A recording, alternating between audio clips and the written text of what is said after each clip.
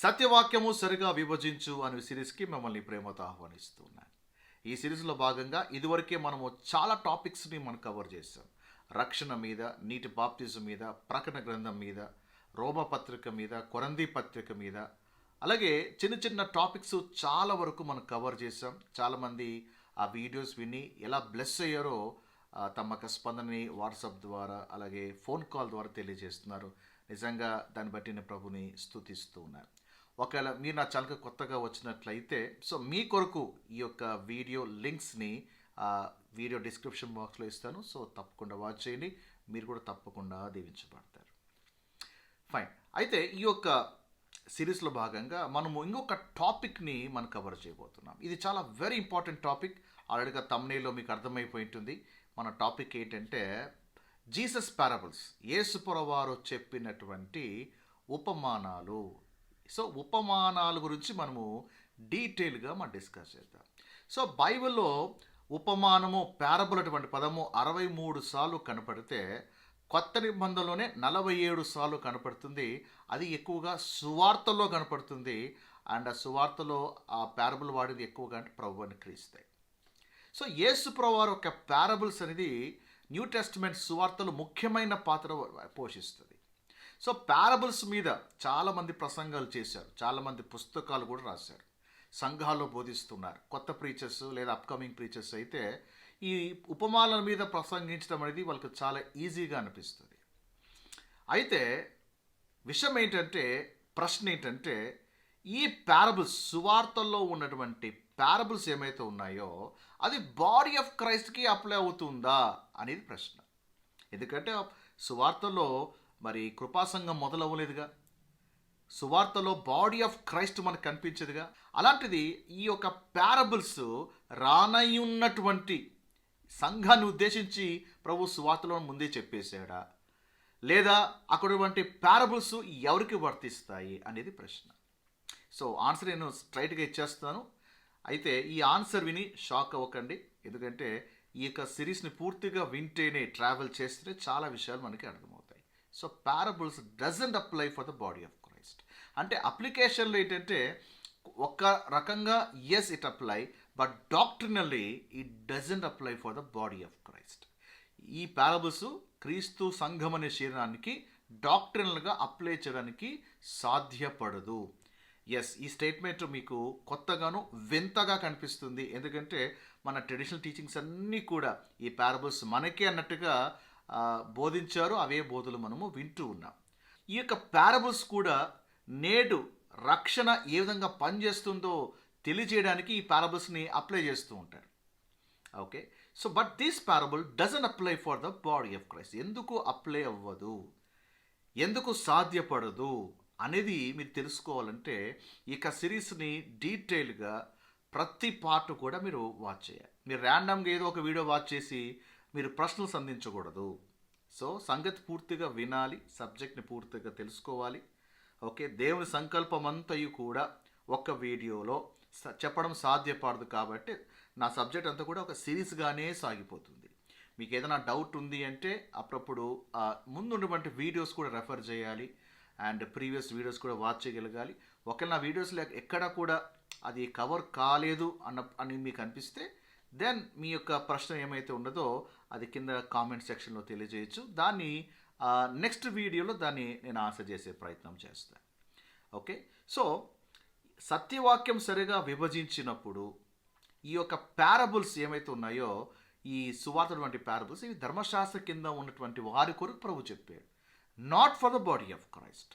దీని గురించి మనం డీటెయిల్గా మనము ఈ వీడియోలో స్టడీ చేయబోతున్నాం. Please understand, there are 2 groups in the Bible. 2 గుంపులు ఉన్నాయి. ఒకటి ఇజ్రాయేలు, రెండవది బాడీ ఆఫ్ క్రైస్ట్. బైబిల్ అర్థం అవ్వాలి అంటే ఇజ్రాయెల్ ప్రోగ్రాము ఎక్కడి నుంచి ఎక్కడి వరకు వచ్చి పడిపోయిందో తెలియాలి. అలాగే బాడీ ఆఫ్ క్రైస్ట్, మిస్టరీగా ఉన్నటువంటి బాడీ ఆఫ్ క్రైస్ట్, మర్మముగా దేవుడు ఉంచినటువంటి ఆ బాడీ ఆఫ్ క్రైస్ట్ ఎగ్జాక్ట్గా ఎక్కడ స్టార్ట్ అయిందో తెలియాలి. అండ్ ఎప్పుడు ఆ సంఘం ఎత్తబడుతుందో తెలియాలి. ఆ తర్వాత మరి ఈ యొక్క ధర్మశాస్త్ర కాలం ఏ విధంగా సాగుతుందో, ముందుకు కంటిన్యూ అవుతుందో కూడా తెలియాల్సి. డిస్పెన్సేషన్ ఆఫ్ ఏజెస్ అనేది తెలియకపోతే ఏ సబ్జెక్టు కూడా మనకు అర్థం కాదు. చాలామంది ఏం చేస్తారంటే కొన్ని డాక్టరల్ క్వశ్చన్స్ అడుగుతూ ఉంటారు, సార్ ఇది ఎలాగా అది ఎలాగా అని. ఏ క్వశ్చన్ అయినా ఆన్సర్ చేయాలంటే మొదట డిస్పెన్సేషన్ ఆఫ్ ఏజెస్ ఏంటో తెలియాలి. అంటే కాల విభజన. ఓకే, టైం పాస్ట్ ఎప్పటి నుంచి ఎప్పటి దాకా, బట్ నో పీరియడ్ ఎప్పటి నుంచి ఎప్పటిదాకా, ఏజెస్ టు కమ్ ఎప్పటి నుంచి ఎప్పటి దాకా. ఇది తెలిస్తే ఈ ఫ్రేమ్వర్క్ తెలిస్తే దాని మీద మనం ఏ సబ్జెక్ట్ అయినా కూడా క్లియర్గా అర్థం చేసుకోవచ్చు. ఒకవేళ ఈ యొక్క సిరీస్ని మీరు ముందెప్పుడు ఫాలో అవ్వలేదు, ఇదే ఫస్ట్ టైం అయినట్లయితే మరి ఇక బేసిక్స్ ఆఫ్ రైట్లీ డివైడింగ్ అని ఒక ప్లేలిస్ట్ లింక్ని కింద డిస్క్రిప్షన్లో ఇస్తాను. అందులో తప్పకుండా మీరు మధ్య కూడా అటువంటి వీడియో వాచ్ చేయండి. అది చాలా ఇంపార్టెంట్ వీడియో అది. దాని తర్వాత ఇజ్రాయిల్ పతనము, కృపాయుగ ఆరంభం అనేది ఎలాగైంది, ఎప్పుడైంది, దీనికి బయలునటువంటి ఆధారాలు ఏంటి, ఈ 2 వీడియోస్ మీరు వాచ్ చేస్తే ఒక బేసిక్స్ అనేది మీకు క్లియర్గా అర్థమైపోతుంది. Okay fine. సో ఈ వీడియోలో మనం ఏం చేయబోతున్నామంటే అసలు ఉపమానం అంటే ఏమిటి, పారబుల్ అంటే ఏమిటో తెలుసుకోబోతున్నాం. అండ్ యేసుప్రభువు వారు సడన్గా మత్తయి సువార్త 13వ అధ్యాయంలో ఉపమానాలు చెప్పడం ప్రారంభిస్తాడు. ఎందుకు అలాగా? మరి ఉపమానాలు సత్యాన్ని వెల్లడించడానికి చెప్పాడా లేదా సత్యాన్ని దాచడానికి చెప్పాడా, ఇది కూడా మనం చూడబోతున్నాం. అలాగే ఈ ఉపమానాలు ఏమైతే ఉన్నాయో ఇవి కృపా సంఘానికి ఎందుకు అప్లై చేయకూడదు, ఈ విషయాన్ని మనము ఈ వీడియోలో ఇంట్రడక్షన్లో భాగంగా మనం కవర్ చేయబోతున్నాం. అండ్ నెక్స్ట్ వీడియోలో ఒక్కొక్క పారబుల్ని కవర్ చేయబోతున్నాం. సో ఈ వీడియో మీకు అర్థం అవ్వాలంటే లాస్ట్ వరకు ఓపిక్గా వాచ్ చేయండి. చక్కగా నోట్స్, పెన్, బైల్తో సిద్ధంగా ఉండండి. సిస్టమాటిక్ స్టడీ అనేది చేయడం చాలా చాలా important. So without delay let's start our topic.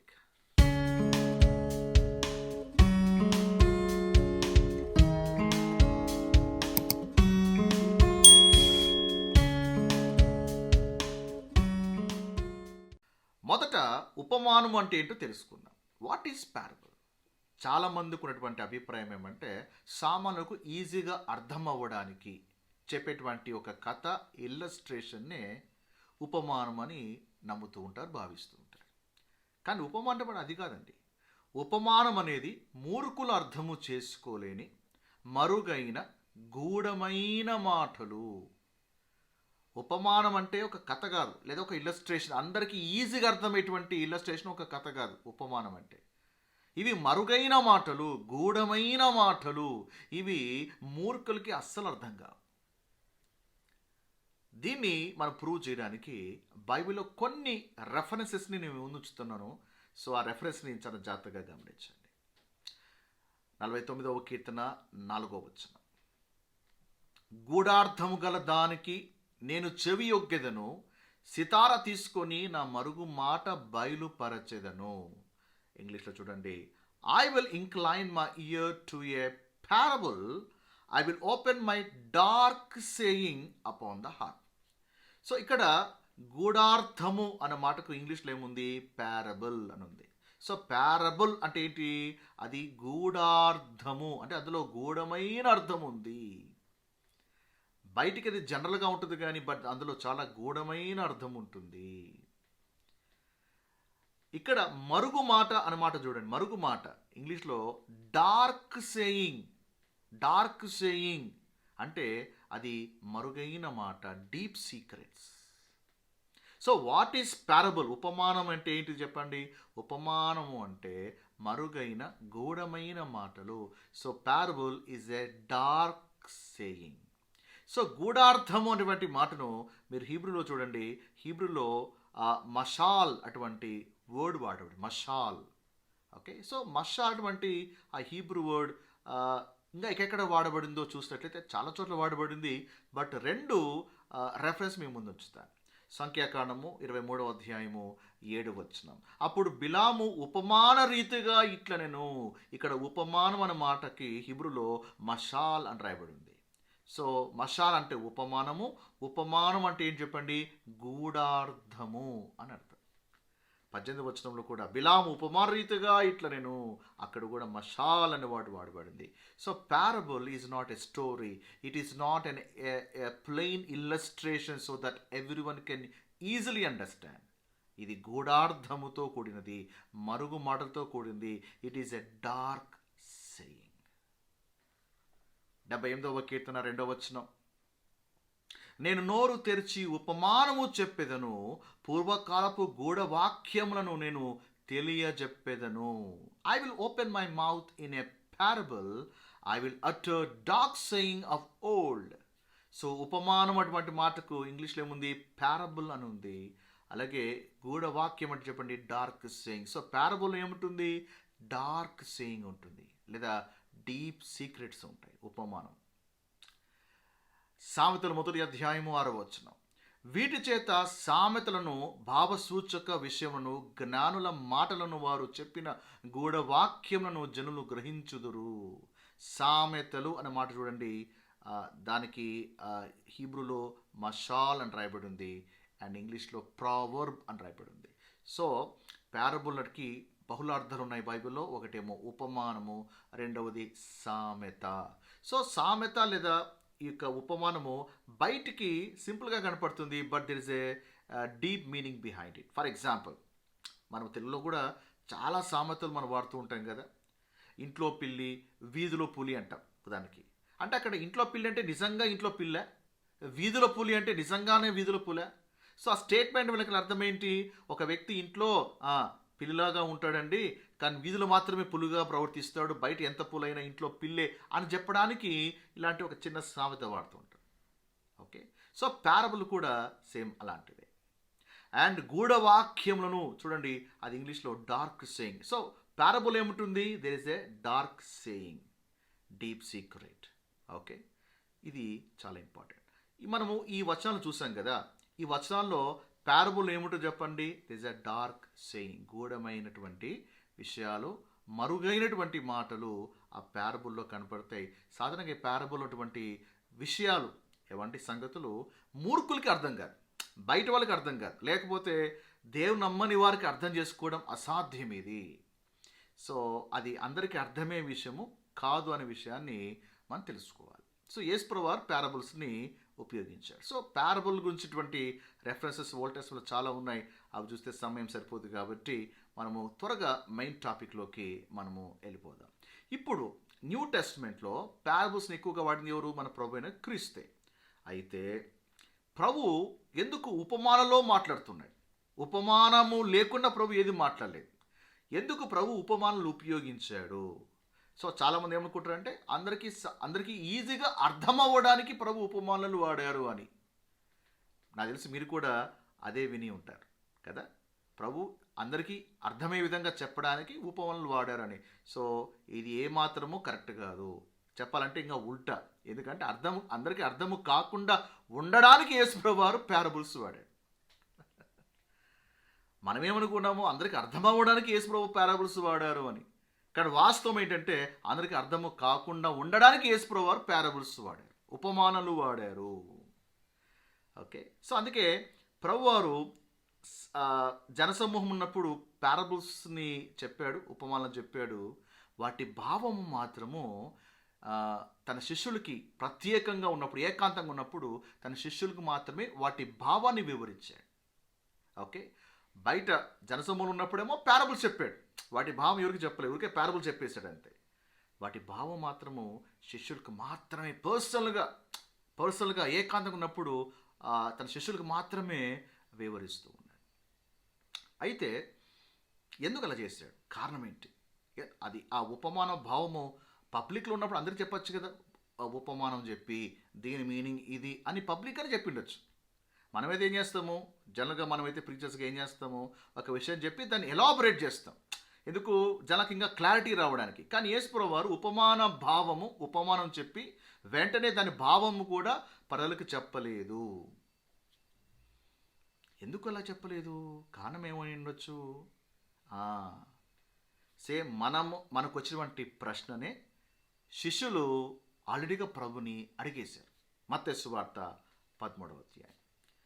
మత్తయి సువార్త, మనము 3 సువార్తలు వంటి లేఖనాల్ని మనం పరిశీలన చేస్తున్నాం. ఈ పారబుల్ అనేది అందరికీ అర్థం విధంగా చెప్పాడా, లేదా కొందరికే అర్థం అవ్వడానికి చెప్పాడా? ఆ విషయం తెలియడానికి 3 డిఫరెంట్ ప్యాసేజెస్ని మనము పరిశీలన చేయబోతున్నాం. రైట్, సో మత్తయి సువార్త 13వ అధ్యాయం 10వ వచనం చూడండి. తర్వాత శిష్యులు వచ్చి, నీవు ఉపమాన రీతిగా ఎందుకు వారితో మాట్లాడుచున్నావని ఆయన అడగగా, ప్రభు ఎందుకయ్యా ఉపమారీతిగా మాట్లాడుతున్నావు? ఇప్పుడు పారబుల్ అనేది ఒక స్టోరీ అండ్ ఇలస్ట్రేషన్ అయితే ఈ క్వశ్చన్ ఉత్పన్నం కాదు. ఎందుకు? అది ఈజీగా అర్థమవుతుంది. ఇంకా అందరూ అలాంటి ఈజీ మెథడ్లో వినడానికే ఇష్టపడతారు కదా. కానీ ఇక్కడ ప్రభు ఇక్కడ శిష్యులు ఏమంటున్నారు? ఎందుకు ఉపమానంలో మాట్లాడుతున్నావు? వై పారబుల్స్ అని క్వశ్చన్ వేస్తున్నారు. నంబర్ 1 అది గమనించాలి. రెండవది, ఉపమానము ఎవరితో మాట్లాడుతున్నాడు చూడండి. ఈ మాట స్టెప్ గమనించండి. ఎందుకు వారితో మాట్లాడుచున్నావు? ఉపమాన రీతిగా వారితో మాట్లాడుచున్నావు. సో మల్టిట్యూడ్స్తో మాట్లాడుతున్నప్పుడు ఉపమానముగా మాట్లాడుతున్నావు వారితో. ఇప్పుడు ప్రభు ఇక్కడ శిష్యులు ఎందుకయ్యా ఉపమాన రీతిగా మాతో మాట్లాడుతున్నావని వాళ్ళు కూడా కలుపుకోవట్లేదు. ఇక్కడ శిష్యులు మాతో అని చెప్పట్లేదు. సో ఇక్కడ జనసమూహంతో మాత్రము పారబుల్గా చెప్తున్నాడు, ఉపమానంగా చెప్తున్నాడు. శిష్యులు అదే అడుగుతారు, ప్రభువా వాళ్ళకి ఎందుకు అలా పారబుల్గా చెప్తున్నావు? పర్సనల్గా వాటికి వివరణ మాకు మాత్రమే ఎందుకు చెప్తున్నావు? ఎందుకయ్యా ఇలా చేస్తున్నావు అనే డౌట్ శిష్యుడు కూడా ప్రభుని అడిగారు. ఆన్సర్ తెలుసుకోవడం ఉందా? ఎస్. ఇప్పుడు ఆన్సర్ ప్రభు ఒక ఆన్సర్ మనం చూడబోతున్నాం. అయితే ఆన్సర్ చాలామందికి నచ్చదు, రుచించదు. అలా కాదండి అని కొట్టిపారేస్తుంటారు. అది మీ ఇష్టం. ప్రభు ఒక రిప్లై చూడండి ఒకసారి. ఇప్పుడు బాగా గమనించండి. 11వ వచనం, పరలోక రాజ్య మర్మములు ఎరుగుట మీకు అనుగ్రహింపబడి ఉన్నవి కానీ వారికి అనుగ్రహింపబడలేదు. ఏమన్నాడు ప్రభు? ఎందుకు నేను పారబుల్స్గా మాట్లాడుతున్నాను, గూఢార్థముతో మాట్లాడుతున్నాను, మరుగైన మాటలు మాట్లాడుతున్నాను? కారణం ఏంటంటే ఈ రాజ్య మర్మాలు మీకు అనుగ్రహించబడ్డాయి, అందుకే మీకు ఎక్స్ప్లెయిన్ చేస్తాను. కానీ అందరికీ అనుగ్రహించబడలేదు, అందుకే నేను వాళ్ళతో పారబుల్గా మాట్లాడుతున్నాను, గూఢముగా మాట్లాడుతున్నాను, మర్మముగా మాట్లాడుతున్నాను అంటున్నాడు. మనం ఏమనుకున్నామంటే పారబుల్స్గా మాట్లాడుతున్నాడు జనాలందరికీ, సామాన్య ప్రజలందరికీ క్లియర్గా అర్థమైపోతూ ఉంది. అక్కడ ప్రజలందరికీ ప్రభు చెప్పాల్సినటువంటి మాటలు ఏమిటో అర్థమైపోతున్నాయి అనుకుంటా. కాదు, parables are not for every one. ప్రభు అంటాడు ఇక్కడ వారికి అనుగ్రహింపబడలేదు, అందుకే పారబుల్గా చెప్తున్నాను.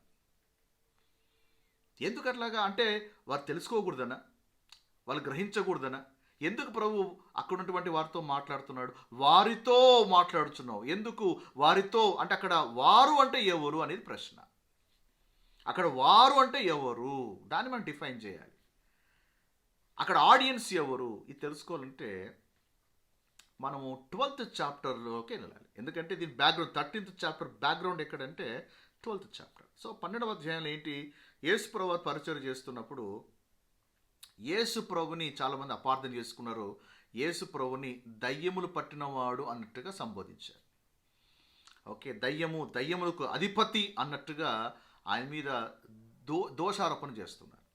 సో ఓల్డ్ టెస్ట్మెంట్లో ఏమో వాళ్ళు తండ్రిని త్రోసేశారు, మాటికి దేవుడు ప్రవక్తలు పంపించినప్పటికీ వాళ్ళు తండ్రిని తోసేస్తారు. ఇప్పుడేమో ఈ కుమారుణ్ణి కూడా వాళ్ళు రిజెక్ట్ చేస్తూ ఉన్నారు. ప్రభు చెప్పేశాడు, నన్నే కాదు తర్వాత పరిశుద్ధాత్మ దేవుడు వస్తారు, బీ కేర్ఫుల్, ఆయన కూడా రిజెక్ట్ చేయొద్దండి. నన్ను రిజెక్ట్ చేసినా కూడా నేను క్షమాపణ నేను మీకు ఇస్తాను, క్షమించేస్తాను, కానీ పరిశుద్ధాత్మ మాత్రం దూషించబాకండి అని ప్రభు క్లియర్గా చెప్పేశాడు. సో అక్కడ వారు ఎవరు అంటే ఎవరైతే మెస్సయ్యగా ప్రజలు ఎవరైతే అంగీకరించారో ఆ రెబెలియస్ గ్రూప్ వారు అంటే వారు అన్నమాట.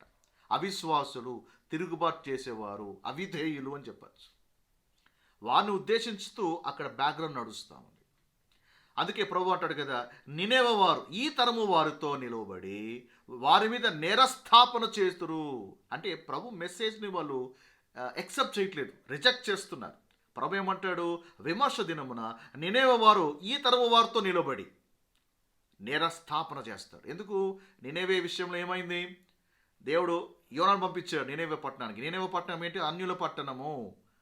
మిగతా ప్రవక్తలందరూ కూడా ఇజ్రాయెల్ దేశంలోనే ప్రవచిస్తే, ఇజ్రాయెల్ ప్రజలకు ప్రవచిస్తే, ఒక యోనా మాత్రం డిఫరెంట్. ఆయన నినేవే అశూరి ఒక దేశంలో నినేవే పట్టణానికి పంపిస్తున్నాడు, ఆ పట్టణానికి ప్రవచిస్తున్నాడు. సో ఎప్పుడైతే యోనా పరిచయం చేశారో అన్యులైనటువంటి నినేవే వారు, వాళ్ళు యూదులు కారు, అన్యులైనప్పటికీ కూడా దేనివైపు తిరిగి గోనెపట్ట కట్టుకొని పశ్చాత్తాపడి దేనివైపు తిరిగారు. ఇక్కడేమో యూదులకి ప్రభు పరిచయం చేస్తూ ఉంటే యూదులేమో రిజెక్ట్ చేస్తున్నారు. అంటే ప్రభు దృష్టిలో ఏంటి అంటే యూదుల కంటే అన్యులే చాలా మేలు. ఎక్కడటువంటి అన్యులు వాళ్ళకి చిన్న చిన్న మెసేజ్ ఇవ్వగానే వాళ్ళు వెంటనే రిపెంట్ అవుతున్నారు, దేని వైపు తిరుగుతున్నారు, పశ్చాత్తాపడుతున్నారు. వారిలో ఉన్నటువంటి ఎక్సెప్టెన్స్ ఇక్కడ ఈ యూదులో కనిపించట్లేదు. వాళ్ళు విమర్శ దినంలో లేచి వారు నిరస్థాపన చేస్తారంట. ఎవరని అనేవాళ్ళు ఏమని, రేపు బుద్ధి ఉందా లేదరా మీకు, మేము అన్యులైంటి కూడా మేము నిజంగా నిజదేవుడు ఏదో మేము తెలుసుకున్నాము, యాక్సెప్ట్ చేసాము, ఇదేదో ధోరా ఉంది, ధర్మశాస్త్రం ఉంది, ఆలయం ఉంది, ప్రవక్తలు ఉన్నారు, మీకు అనేకటువంటి డివైన్ ఎక్స్పీరియన్సెస్ మీకు ఉన్నాయి, ఇంత చేసినా కూడా ఇంకా మీరు మెసెంజర్ని రిజెక్ట్ చేయడం ఏంటి, ప్రభు రిజెక్ట్ చేయడం ఏంటి, బుద్ధి లేదా మీకు అని అన్యులైనటువంటి నినేవే వారు ఈ తరము వారితో, ఈ తరం అంటే ఇది మనం ఉన్న తరము కాదండి, ప్రభు ఉన్నటువంటి ఆ తరంలో ఉన్నటువంటి అవిధేయుల మీద ఆయన నేరస్థాపన చేస్తారట. ఓకే, సో ఈ చార్ట్లో డిస్పెన్సేషన్ ఆఫ్ గ్రేస్ని తీసేద్దాం. ఎందుకంటే సువార్తలో body of Christ is a mystery కదా, అప్పుడు ఇంకా బయలుపరచబడలేదు కాబట్టి మనము ఇది తీసేద్దాం. సో ప్రభు పరిచయం చేస్తున్నప్పుడు ప్రభు ఏమంటాడు, ఇది అయిన తర్వాత 7 ఏళ్ల శ్రమలు, ఆ తర్వాత మరి తీర్పు అనేది ఉంటుంది. ఈ తరం ఏమైతే ఉందో ఆ తరము నెక్స్ట్ 7 years ట్రిబులేషన్, ఆ తర్వాత రెండవ రాకడ. సో ఈ ప్రొఫెటికల్ క్యాలెండర్ కరెక్ట్గా ముందుకు సాగిపోతే ఈ గ్రేస్ పీరియడ్ అంటే ఈ 2000 years ఆఫ్ గ్రేస్ పీరియడ్ని తీసేస్తే కరెక్ట్గా 7 years అయితే రెండవ రాకడ. అందుకే ఆ తరం అనేది గతించిపోదు అని ప్రభు చెప్పాడు. కానీ తర్వాత ఏమైంది, ప్రోగ్రామ్ ఆగిపోయింది, ఆ తర్వాత సస్పెండ్ అయింది, అందులో గ్రేస్ ప్రోగ్రామ్ వచ్చింది, ఆ తర్వాత అందరూ గతించిపోయారు. Fine, that's a different topic. ప్రభు అంటున్నాడు, విమర్శ సమయమున దక్షిణ దేశపు రాణి ఆమె కూడా బయలుదేరుతుంది, ఈ తరము వారితో నిలబడి వారి మీద నేరస్థాపన చెయ్యును. ఈ తరము ఏ తరము, ఈ రెబెలియస్ జనరేషన్ వాళ్ళ మీద ఆ దక్షిణ దేశపు రాణి కూడా నేరస్థాపన చేస్తుంది. ఎందుకీ దక్షిణ దేశపు రాణి ఎవరు, అన్యురాల కాదు, యూదురాల కాదు, అన్యురాలు. నినేవే వారు పట్టణస్థులు అన్యులే, దక్షిణ దేశపు రాణి కూడా అన్యురాలే, అయినా కూడా దేవుణ్ణి తెలుసుకుంది, ఆమె కూడా వచ్చి నేరస్థాపన చేస్తుంది. అంటే ఈ నినేవే వారు, దక్షిణ దేశం వారు వీళ్ళంతా కూడా అన్యులైనప్పటికీ కూడా ఎంత చక్కగా దేవుని మాటలు విని లోబడ్డారో, విధేయత చూపించారు. కానీ ఇక్కడ యూదుల విషయంకి వచ్చేపాటికే ప్రభు త్రోసేస్తున్నారు, రెబెలియస్ నేచర్. అందుకే ప్రభు ఇక్కడ ఏమంటాడంటే వారికి అనుగ్రహింపబడలేదు పరలోక రాజ్యపు మర్మం. సో పరలోక రాజ్యపు మర్మం సతగినాలి. ఇది ఈ మర్మాలు ఏ మర్మాలు తెలుసా, ఇది పరలోక రాజ్యానికి సంబంధించిన మర్మాలు, పరలోక మర్మాలు కాదు. ప్లీజ్ అండర్స్టాండ్, పరలోకానికి సంబంధించిన మర్మం కాదు, పరలోక రాజ్యమునకు సంబంధించిన మర్మాలు. పరలోక రాజ్యం అంటే ఏంటిది, ఇక్కడ సువార్తలో భూమి మీద దేవుడు స్థాపించిన ఉన్న ఫిజికల్ కింగ్డమ్. సో ఆ రాజ్యంలోకి ఎంటర్ అవ్వాలంటే కావలసినటువంటి క్వాలిఫికేషన్స్, రిక్వైర్మెంట్స్ చెప్పేటివే పారబుల్స్. ఇవి అర్థమైందా? We are not looking for the physical kingdom. యేసుప్రభువారు ఎప్పుడు వచ్చినా కూడా సంఘం కొనిపోబడుతుంది, ర్యాప్చర్ జరిగిపోతుంది. ఓకే, మన డెస్టినేషన్స్ వేరు. ఇక్కడ ఇది పరలోక రాజ్యానికి సంబంధించినటువంటి మర్మాలు, ఆ విషయం అర్థం చేసుకోవాలి. సో ఆ రాజ్య ప్రవేశానికి సంబంధించినటువంటి కొన్ని రిక్వైర్మెంట్స్ ప్రభు చెప్తున్నాడు, అవి పారబుల్గా చెప్తున్నాడు. అయితే చాలామంది దాన్ని త్రోసేస్తారు కదా, అందుకే ప్రభు పారబుల్గా ఎందుకు చెప్తున్నాడు, దీన్ని కూడా మనం పరిశీలన చేయాలి. To reveal truth to those who believe, to hide truth from those who reject. త్రోసివేసే వారి విషయంలో ఈ మర్మాలు సీక్రెట్గా ఉంచబడాలి, ఎవరైతే విశ్వసిస్తారో వారికి అవి రివీల్ అవ్వాలి. అందుకే దేవుడు యేసుప్రభువు వారు దీని ఒక పారబుల్గా చెప్తున్నాడు. ఇన్ఫ్యాక్ట్ ఇది ఏంటంటే parables were a judgment on the nation of Israel for rejecting their Messiah. మెస్సయాని రిజెక్ట్ చేసినందుకు గాను ఒక జడ్జ్మెంట్గా ప్రభు పారబుల్ చెప్తున్నాడు. ఎందుకంటే అన్బిలీవర్స్కి అది ఎక్కట్లేదు, అవిశ్వాసకి ఎక్కట్లేదు, అందుకే వారికి అది సీక్రెట్గా ఉంచబడింది, నమ్మిన వాళ్ళకి అది దేవుడు రివీల్ చేస్తున్నాడు. సో అందుకే ప్రభు పారబుల్స్గా చెప్తున్నాడు. సో ఇంకా క్లియర్గా అర్థం చేసుకోవడానికి మనము 15వ వచనాన్ని మనం పరిశీలన చేద్దాం. కనుక మీరు వినుట మట్టుకు విందురు కానీ గ్రహింపరు, చూచు మట్టుకు చూచుదు కానీ ఎంత మాత్రము తెలుసుకొనరు అని యెషయా చెప్పిన ప్రవచనము వీరి విషయమై నెరవేరుచున్నది. సో ఇక్కడ యెషయా ప్రస్తావన వచ్చింది అంటే మనము ఏం చేయాలి తెలుసా, యెషయాలో ఉన్నటువంటి ఆ వాక్య భాగాన్ని పరిశీలన చేయాలి. సో ఎప్పుడైనా సరే న్యూ టెస్ట్మెంట్ చదువుతున్నప్పుడు ఓల్డ్ టెస్ట్మెంట్ని రెఫరెన్స్గా వచ్చిందంటే వెంటనే ఓల్డ్ టెస్ట్మెంట్ని కూడా రెఫర్ చేయడం అనేది ఒక మంచి పద్ధతి. రైట్. సో ఇప్పుడు మనము యెషయా గ్రంథము 6వ అధ్యాయంకి వెళ్దాం. 9వ వచనాన్ని చూడండి. ఆయన, నీవు పోయి ఈ జనులతో ఇట్టనుము, మీరు నిత్యము వినుచుందురు గాని గ్రహింపకుందురు, నిత్యము చూచుచుందురు గాని తెలుసుకొనకుందురు. 10వ వచనం, వారు కన్నులతో చూచి చెవులతో విని హృదయముతో గ్రహించి మనస్సు మార్చుకొని స్వస్థ పొందకపోవునట్లు ఈ జనుల హృదయము క్రొవ్వు చేసి వారి చెవుల మందపరిచి వారి కన్నును మూయించమని చెప్పాను. This a prophecy. ఎవరైతే రెబల్గా ఉంటారో వాళ్ళకు జరిగేటువంటి పరివసన. ఎగ్జాక్ట్గా 15వ వచనంలో కూడా ప్రభువు అంటున్నాడు కదా, మీరు విన్నట్లు విందురు కానీ గ్రహింపరు, చూచిన మట్టుకు చూతురు కానీ మీరు ఎంత మాత్రము తెలుసుకోరు. Why you are in a rebellious stage. తిరుగుబాటులో ఉన్నవాడికి కళ్ళు కనపడవు, చెవులు వినపడవు, హృదయం ఏ మాత్రమో అర్థం చేసుకోదు, అంధకార హృదయం కలిగి ఉంటారు. వాళ్ళకి పారబుల్స్లో ఉన్నటువంటి భావము అర్థం కాదు. ఇవి ఎవరికి? నమ్మిన వాళ్ళకే దేవుడు రివీల్ చేస్తాడు. ఓకే. అండ్ 16వ వచనం చూడండి. 16వ వచనం, అయితే మీ కన్నులు చూచుచున్నవి గనుక అవి ధన్యములై ఉన్నవి, మీ చెవులు వినుచున్నవి గనుక అవి ధన్యములై ఉన్నవి. వాళ్ళైతే తిరుగుబాటు చేశారు కాబట్టి వాళ్ళకి వాటి భావము వాళ్ళకి అర్థం కాదు. అయితే మీరు చూడగలుగుతున్నారు, మీరు వినగలుగుతున్నారు, బికాస్ యూ బిలీవ్డ్. 34వ వచనం, నేను నా నోరు తెరిచి ఉపమాన రీతిగా బోధించెదను, లోకము పుట్టినది మొదలుకొని మరుగు చేయబడిన సంగతులను తెలియజెప్పెదను. ప్రభు నోరు తెరిచి ఏం చేస్తున్నాడు? ఉపమాన రీతిగా బోధిస్తున్నాడు. ఫ్రమ్ 30th చాప్టర్ నుంచి ప్రభు పారబుల్స్గా చెప్తున్నాడు. ఆ పారబుల్ ఏముంది? లోకము పుట్టినది మొదలుకొని మరుగు చేయబడిన సంగతులు, మరుగు చేయబడిన సంగతులు, మర్మములు ఏమండి ప్రభు నేను తెలియజేస్తాను అంటున్నాడు. ఇక్కడ మీకు ఒక విషయం చెప్పాలి. మరుగు చేయబడిన సంగతులు, మిస్టరీస్. మీరు ఈ పదాన్ని గమనించాలి. బైబిల్లో there are 2 different types of mysteries. బైబిల్లో 2 రకాల మర్మములు ఉన్నాయి. 2 డిఫరెంట్ మిస్టరీస్. ఒకటి యేసుప్రభువారు తెలియచేసినటువంటి మర్మములు. రెండవది పౌలు ద్వారా బయలుపరచబడినటువంటి మర్మములు. ఈ 2 మర్మములు డిఫరెంట్, ఈ 2 కూడా వేరు. సో ఇక్కడ మీకు చార్ట్ నేను ప్రొవైడ్ చేస్తాను, ఒకసారి దాన్ని పరిశీలించే ప్రయత్నం చేయండి. యేసుప్రభువారు తెలిసినటువంటి మర్మములు ఏమైతే ఉన్నాయో అవి రాజ్యమునకు సంబంధించినది. ఓకే, పరలోక రాజ్యానికి సంబంధించింది లేదా ఫిజికల్ కింగ్డమ్కి సంబంధించినటువంటి మిస్టరీస్. పౌలు ద్వారా దేవుడు బయలుపరిచినటువంటి మర్మములు ఏమైతే ఉన్నాయో అవి పరలోకానికి సంబంధించినటువంటి మిస్టరీస్. అందుకే పరలోకానికి సంబంధించినటువంటి మిస్టరీస్ ఏవి కూడా మనకి సువార్తలు ఓల్డ్ టెస్టమెంట్లో కనపడదు. అర్థమైందా? హెవెన్కి సంబంధించిన మిస్టరీస్ ఏమో for the body of Christ. అలాగే ఫిజికల్ కింగ్డమ్కి సంబంధించినటువంటి మిస్టరీస్ ఏమైతే ఉన్నాయో those are for the Jews. ఈ తేడా మీకు అర్థమవుతుంది అనుకుంటున్నాను. రెండవది, ఇవి క్రీస్తు భూలోక పరిచర్యలో ఇజ్రాయెల్కి ఇవ్వబడిన. సో ఈ యొక్క రాజ్యపు మర్మాలు దేవుడు ఎప్పుడు ఇచ్చాడు? యేసుప్రభువారు భూమి మీద పరిచర్య చేస్తూ ఉండగా ఆ పరిచర్యలో భాగముగా యేసుప్రభువారు నేరుగా యూదులకు ఇచ్చాడు. ఏవి? ఈ యొక్క మర్మములు. కానీ బాడీ ఆఫ్ క్రైస్ట్కి పౌలు ద్వారా ఇచ్చినటువంటి మర్మములు ఎప్పుడు ఇచ్చాడంటే యేసుప్రభువారు ఆరోహణమైన తరువాత పౌలు ద్వారా దేవుడు ఇచ్చినటువంటి మర్మములు బాడీ ఆఫ్ క్రైస్ట్ సంబంధించింది.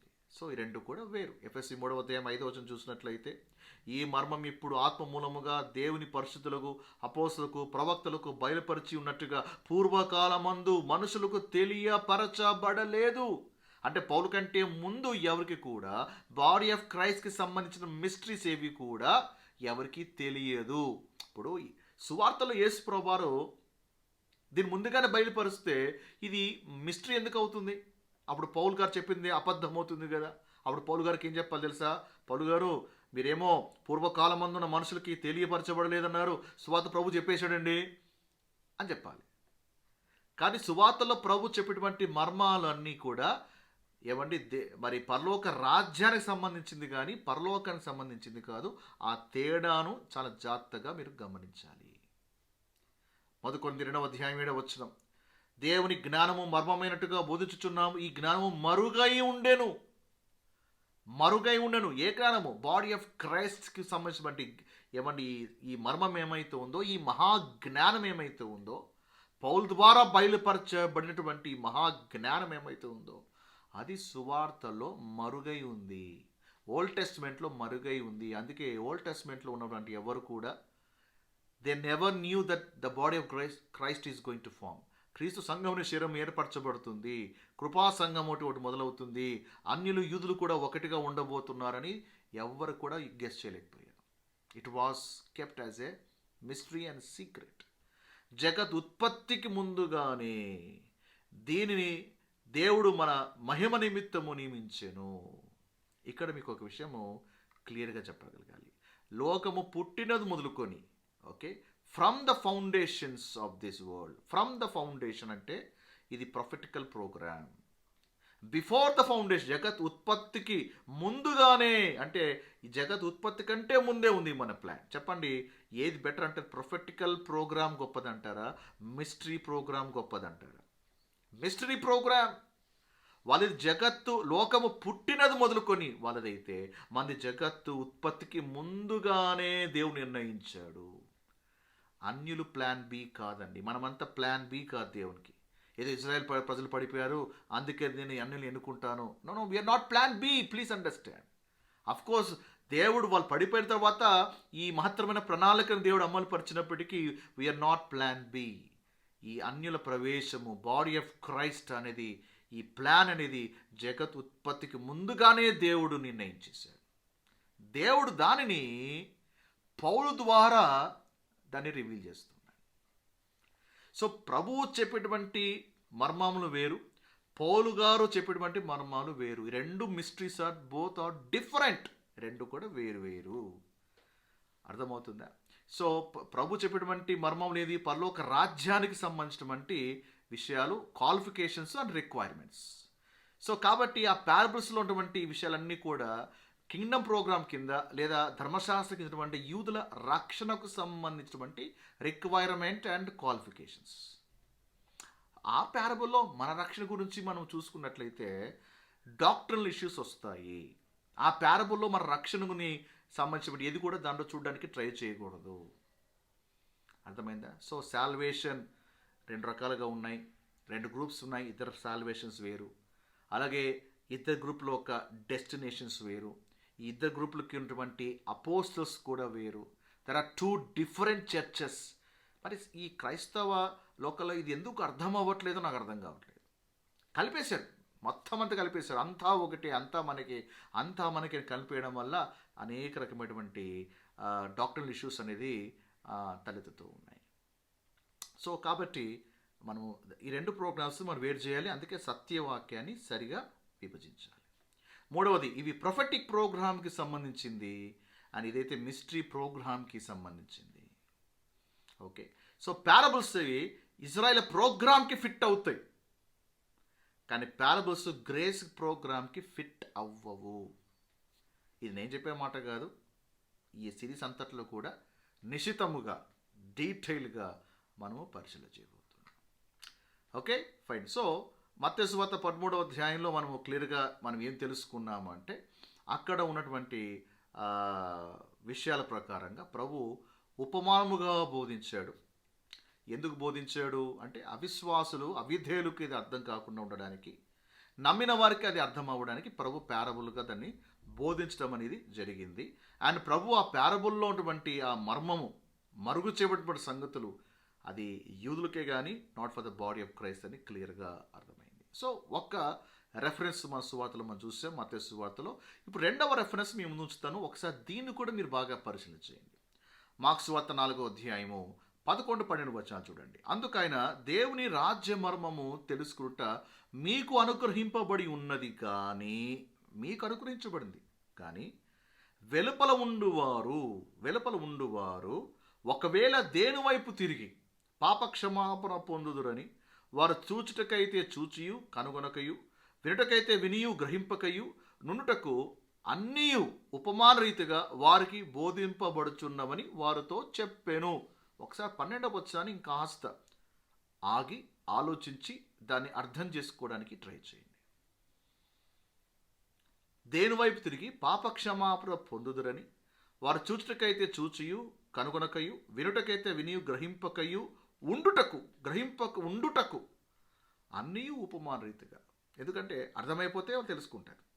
బట్ వాళ్ళు ఏ స్టేజ్లో ఉన్నారు? రెబల్ స్టేజ్లో ఉన్నారు. అందుకే వాళ్ళకి మరుగు చేయబడింది. అందుకే ప్రభు అంటాడు, అందుకే నేను వాళ్ళకి ఉపమాన రీతిగా నేను బోధిస్తూ ఉన్నాను. 33వ వచనం చూడండి. వారికి వినుటకు శక్తి కలిగిన కొలది ఇలాంటి అనేకమైన ఉపమానాలు చెప్పి. యేసుప్రభువు వారు చాలా ఉపమానాలు చెప్పాడు. అందులో కొన్ని మాత్రమే మనకి సువార్తలో రికార్డ్ చేయబడ్డాయి. సో వాటిని మనం ఫోకస్ చేయబోతున్నాం. అనేక ఉపమానాలు చెప్పి ఆయన వారికి వాక్యము బోధించాను. 34వ వచనం.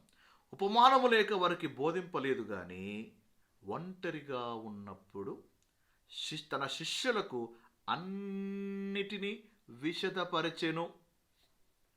చెప్పండి, ఉపమానాలను దేవుడు విశదపరిచాడు పబ్లిక్లోనా అంటే ఆన్సర్ ఇస్ నో. ప్యారబుల్గా చెప్పాడు వాళ్ళందరికీ, ఉపమానంగా చెప్పాడు. బట్ ఒంటరిగా ఉన్నప్పుడు తన శిష్యులకు అన్నిటినీ కూడా విశదపరిచాడు, ఎక్స్ప్లెయిన్ చేశాడు. ఇప్పుడు అర్థమైందా? ప్రభు ఓపెన్గా పబ్లిక్గా ఎందుకు దాన్ని విశదపరచలేదు? కారణం ఏంటో మీకు అర్థమైందని అనుకుంటున్నాను. రైట్, 3వ ప్యాసేజ్ చూద్దాం. లూకా సువార్త 8వ అధ్యాయము 10వ వచనం. ఆయన దేవుని రాజ్య మర్మము లెరుగుట మీకు అనుగ్రహింపబడి ఉన్నది, ఇతరులైతే చూచియు చూడకయు వినియు గ్రహింపక ఉండునట్లు వారికి ఉపమాన రీతిగా బోధించబడుచున్నది. సో యేసుప్రభువు వారు ఉపమానాలుగా చెప్పేది ఏంటి? అందరికీ అర్థమైపోవాలా, అందరూ తెలుసుకోవాలా? No, not for that. ఎందుకంటే ఆ టైంలో రెబల్ త్రోసివేసే వాళ్ళు ఉన్నారు, సత్యాన్ని వెతికే వాళ్ళు ఉన్నారు. సో కాబట్టి ప్యారబుల్ అనేది ఎలాంటిదంటే to reveal truth to those who believe and to hide truth from those who reject. అందుకే యేసుప్రభువు వారు ప్యారబుల్ని ఉపయోగించాడు. ఓకే, సో ఈ ఇంట్రడక్షన్ వీడియో మనం ఏం నేర్చుకున్నాము? మొదటిది ఏంటిది అంటే ప్యారబుల్ అంటే ఏమిటి, ఉపమానం అంటే ఏమిటి. ఉపమానం అంటే స్టోరీనో ఇల్లస్ట్రేషనో కాదు అని, ఉపమానం అంటే అది మరుగైన గూఢమైన మాటలు అని, అది మూర్ఖులకి అవిధేయులకు అది అంత ఈజీగా అర్థం అవ్వదని కూడా మనము తెలుసుకున్నాం. అలాగే యేసుప్రభువు వారు ఎందుకు సడన్గా మత్తయి సువార్త 13వ అధ్యాయంలో ఉపమాన రీతిగా ఎందుకు బోధిస్తున్నాడో కూడా ఆ విషయాన్ని క్లియర్గా తెలుసుకుందాం. అండ్ ఉపమానాలు సత్యాన్ని వెల్లడించడానికా లేక సత్యాన్ని దాచడానికా అంటే సత్యాన్ని దాచడానికి యేసుప్రభువు వారు ఉపమానంగా బోధిస్తూ ఉన్నాడు అది కూడా తెలుసుకుందాం. అండ్ 4వది, వీటిని కృపా సంఘానికి ఎందుకు అప్లై చేయకూడదు అంటే ఎందుకంటే అప్పుడు బాడీ ఆఫ్ క్రైస్ట్ అప్పుడు ఇంకా ఫామ్ అవ్వలేదు. క్రీస్తు సంఘం అనే శరీరము అప్పుడు ఇంకా ఫామ్ అవ్వలేదు. Okay, so body of Christ ఎప్పుడు ఫామ్ అయింది? పౌలు రక్షణతో దేవుడు దాన్ని ప్రారంభించాడు. కృపాయుగము లేదా బాడీ ఆఫ్ క్రైస్ట్ అనేది పౌలు రక్షించబడుతూ దేవుడు దాన్ని ప్రారంభించాడు. అంటే పౌలు కంటే ముందే బాడీ ఆఫ్ క్రైస్ట్ ఉండే అవకాశం లేదు. మీరు మొదటి అధ్యాయం 16వ వచనము పౌలు గారు చెప్పిన స్టేట్మెంట్ మీరు ఒకసారి బాగా పరిశీలన చేయాలి. So this statement alone is a proof, is a solid proof that body of Christ doesn't exist before Paul. పౌలు గారు ఏమన్నారు? ఆయనను నిత్య జీవ నిమిత్తము తను విశ్వసింపబోవానికి నేను మాదిరిగా ఉండులాగున యేసుక్రీస్తు తన పూర్ణమైన దీర్ఘశాంతము ఆ ప్రధాన పాపి నా యందు కనపరచట్లు నేను కనికరింపబడుతుంది. ఇంగ్లీష్లో చూడండి. However, for this reason I obtained mercy that in me first Jesus Christ might show all long suffering. In me first అంటే బాడీ ఆఫ్ క్రైస్ట్లో మొట్టమొదటిగా చేర్చబడిన వ్యక్తి ఎవరు అంటే పౌలు. ఓకే, గ్రేస్ ప్రోగ్రాంలో మొట్టమొదట రక్షించబడిన వ్యక్తి ఎవరు అంటే it's Paul. As a pattern to those who are going to believe. ఇప్పుడు పౌలు కంటే ముందే ఎవరైనా రక్షించబడి ఉంటే గ్రేస్ ప్రోగ్రాం కింద అప్పుడు పౌలు ప్యాటర్న్గా ఎందుకుంటారు చెప్పండి? A pattern to those who are going to believe on him for everlasting life. అంటే పౌలు కంటే ముందు ఎవరైతే రక్షించబడ్డారో అందరూ కూడా కింగ్డమ్ ప్రోగ్రామ్ కింద రక్షించబడ్డారు. ఆ కింగ్డమ్ ప్రోగ్రామ్ కింద రక్షించబడిన అందరూ కూడా కింగ్డమ్ చర్చ్లోకి యాడ్ అయిపోయారు. కింగ్డమ్ ప్రోగ్రామ్ వేరు, గ్రేస్ ప్రోగ్రామ్ వేరు. కింగ్డమ్ చర్చ్ వేరు, గ్రేస్ చర్చ్ వేరు. ఇవన్నీ కూడా మనం ఆల్రెడీగా మన స్టార్టింగ్ వీడియోస్లో క్లియర్గా తెలుసుకుందాం. ఒకవేళ మొదటిసారి ఎవరైనా ఇది విని మీకు కొంచెం కన్ఫ్యూజన్గా ఉంటే ఆ వీడియోస్ వాచ్ చేస్తే మీకు క్లియర్గా అర్థమవుతుంది. సో బాడీ ఆఫ్ క్రైస్ట్ అనేది పౌలు కంటే ముందు స్టార్ట్ అయ్యే అవకాశం లేదు. సో లేని బాడీ ఆఫ్ క్రైస్ట్, సువార్తలో లేని ఆ బాడీ ఆఫ్ క్రైస్ట్ని ఉద్దేశించి యేసు ప్రభువారు ఆ కింగ్డమ్ ప్యారబుల్స్ని చెప్పలేదు. ఒకవేళ చెప్పిన మాట వాస్తవం అయితే చెప్పండి, అప్పుడు ర్యాప్చర్ అయినాక కింగ్డమ్ మరి body of Christ for ever పరలోకంలో ఉంటుంది, భూమి మీదకి తిరిగి రాదని మనం తెలుసుకున్నాం. మరి తిరిగి రానప్పుడు ఆ పరలోక రాజ్యానికి సంబంధించినటువంటి ఆ ఫిజికల్ కింగ్డమ్ సంబంధించినటువంటి ప్యారబుల్స్ ఏ విధంగా బాడీ ఆఫ్ క్రైస్ట్కి అప్లై అవుతాం మీరు ఒకసారి ఆలోచించండి. సో ప్రభు పరిచర్య చేస్తున్నప్పుడు సున్నతి గల వారికి పరిచర్య చేస్తున్నాడు, సున్నతి లేని వారికి ప్రభు పరిచర్య చేయట్లేదు. సో దయచేసి బాడీ ఆఫ్ క్రైస్ట్ని సువార్తలోకి చొప్పించద్దండి, ఇన్సర్ట్ చేయొద్దండి. Okay, it doesn't fit. Oil and water ఎలాగైతే కలవవో, law and grace will never never never mix. ఈరోజు క్రైస్తవులు చాలామంది అదే చేస్తుంటారు.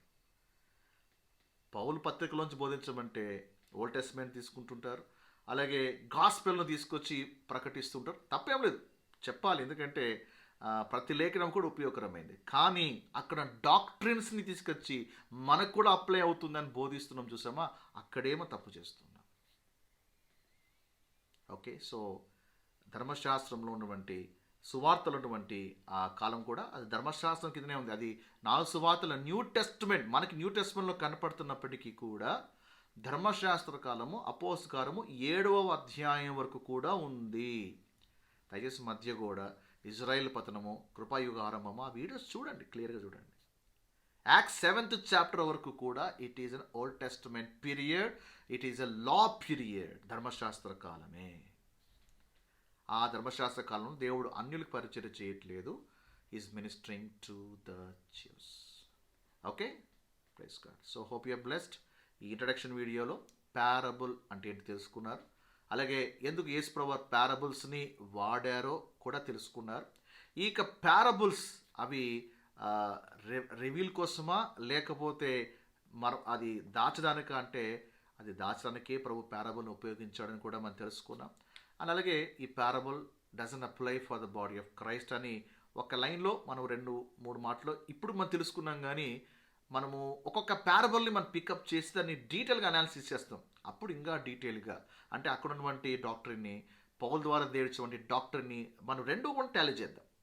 ఇప్పుడు అక్కడ ఒక రకంగా ఇక్కడ ఒక రకంగా దేవుడు చెప్పాడుగా, సో 2 మనం టాలీ చేసి అది మనకి అప్లై అవుతుందా లేదా అనేది ఆ తర్వాత మన కంక్లూజన్కి రాబోతున్నాం. Okay, so hope you're blessed, మీరు దీవించబడ్డారు, నేర్చుకున్నారని అనుకుంటున్నాను. అండ్ నెక్స్ట్ వీడియోను కూడా తప్పకుండా మీరు ఫాలో అవ్వండి. అండ్ ఏ డౌట్స్ ఉన్నా కూడా కింద కామెంట్ సెక్షన్లో తెలియజేయండి. ఒకవేళ మీరు మొదటిసారి నా ఛానల్కి వచ్చినట్లయితే సో తప్పకుండా సబ్స్క్రైబ్ చేసుకోండి. ప్రతి వీడియో, నేను చేసే ప్రతి వీడియో మీకు నోటిఫికేషన్ ద్వారా మీకు తెలుస్తుంది. Okay, so thank you for watching and God bless you.